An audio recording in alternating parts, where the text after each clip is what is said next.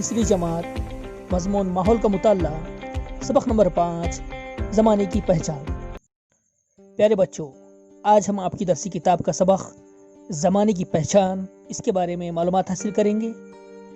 इससे पहले नए वीडियोस को देखने के लिए हमारे चैनल को सब्सक्राइब करें और बेल आइकॉन को ज़रूर दबाएं। ज़माना यानी वक्त। ज़माने के 3 हिस्से हैं, जो जारी है वो हाल, जो गुजर गया वो माजी, जो आने वाला है वो मुस्तकबिल। बच्चों, लफ्ज़ आज ज़माने हाल बताता है। कल मेरी सालगिरह है। लफ्ज़ कल से मुस्तकबिल यानी आने वाले ज़माने का पता चलता है। कल गुज़िश्ता रोज़ दादी ने मुझे एक कहानी सुनाई थी। इस जुमले में लफ्ज़ कल माजी यानी गुजरे हुए ज़माने के लिए आया है। ज़माने को समझने के लिए कैलेंडर, स्कूल टाइम टेबल वगैरह का इस्तेमाल किया जाता है। आइए आपको समझाते हैं। एक मिसाल से हम ज़माने माजी, ज़माने हाल और ज़माने मुस्तकबिल को समझने की कोशिश करते हैं।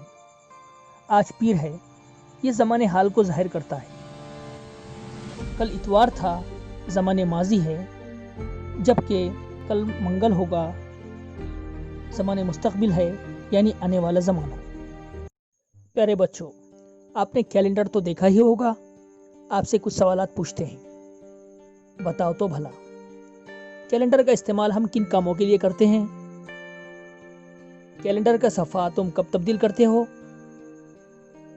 कैलेंडर के हिंद से क्या बताते हैं? प्यारे बच्चों, कैलेंडर का हर हिस्सा जैसे 1, 2, 3, 4 ये तारीख को ज़ाहिर करता है। कैलेंडर में हफ्ते के 7 दिनों के नाम दर्ज होते हैं, जिससे हमें किस तारीख को कौन सा दिन है इस बात का पता चलता है। आमतौर पर कैलेंडर का एक सफ़ा महीना ख़त्म होने पर तब्दील करते हैं। कैलेंडर का इस्तेमाल दिन, तारीख, महीना और साल मालूम करने के लिए किया जाता है। ज़माने की पहचान। नीचे 3 तस्वीरें दी गई है। हाल में आप कैसे हैं और बचपन में आप कैसे थे, वो माजी का ज़माना था। 20 साल बाद आप कैसे नज़र आओगे, ये आपका मुस्तकबिल का ज़माना होगा। क्या तुम्हें मालूम है, तारीख पढ़ते वक्त ज़माने को समझना बहुत ज़रूरी होता है। किसी जगह इमारत की बुनियाद के लिए खुदाई करते वक्त पुराने सिक्के, पुरानी मूर्तियाँ और मिट्टी के बर्तनों के टुकड़े और पुरानी चीज़ें मिलती है। ये चीज़ें किस ज़माने की है, इसका मुशाहिदा किया जाता है। मुताले से पता चलता है कि वो चीज़ किस ज़माने की है। आइए मिसाल से समझने की कोशिश करते हैं। फ़र्ज़ करें खुदाई में ज़मीन से 2 सिक्के हमें हासिल हुए। अब आप उसका मुशाहिदा करके अंदाज़ा लगा सकते हैं कि कौन सा सिक्का किस ज़माने का है। जैसे ये सिक्का आज के ज़माने में इस्तेमाल होता है और दूसरा सिक्का ये पुराने ज़माने में यानी माजी के ज़माने में इस्तेमाल होता था। बताओ तो भला ज़माने का हिसाब लगाने के लिए किन ज़राए का मुताला किया जाता है? प्यारे बच्चों, इस सवाल पर गौर करें। ज़माने को समझने के लिए हमने उसे सेकेंड, मिनट, घंटा, दिन, रात, हफ्ता, अशरा, महीना और साल में तकसीम कर रखा है। हफ्ता 7 दिनों का होता है, अशरा 10 दिनों का। इस तरह हम वक्त का हिसाब रख सकते हैं। आप घड़ी, रेत घड़ी, घड़ी और कैलेंडर वक्त को नापने के पैमाने हैं। आप घड़ी यानी जिसमें पानी का इस्तेमाल होता हो। क़दीम ज़माने में आप घड़ी यानी पानी से वक्त नापने की घड़ी का इस्तेमाल होता था। इस घड़ी में 2 बर्तन का इस्तेमाल किया जाता था। बड़े बर्तन में पानी भरा जाता और एक छोटे कटोरी नुमा बर्तन को बड़े बर्तन में रखा जाता। कटोरी नुमा बर्तन में एक छोटा सा सुराख होता और पानी आहिस्ता आहिस्ता छोटे बर्तन में भर जाता।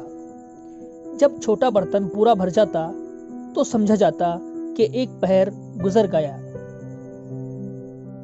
प्यारे बच्चों, क्या तुम्हें मालूम है پرانے زمانے میں سورج کی حالت اور زمین پر پڑنے والے سائے کی مدد سے لوگ وقت کا اندازہ لگایا کرتے تھے۔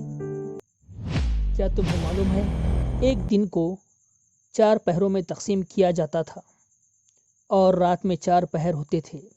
اس طرح ایک دن اور ایک رات ملا کر ایک روز ہوتا اور ایک روز میں 8 پہر ہوتے تھے۔ شمسی گھڑی۔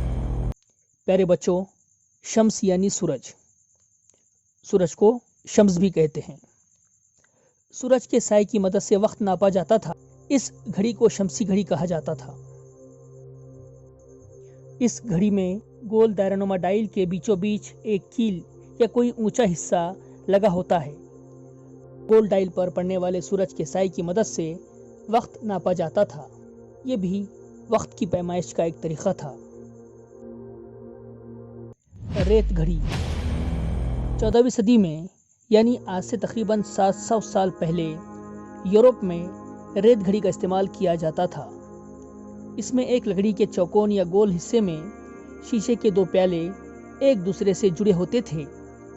ریت ایک پیالے سے دوسرے پیالے میں جا سکے ایسے پیالوں میں سوراخ ہوتے تھے۔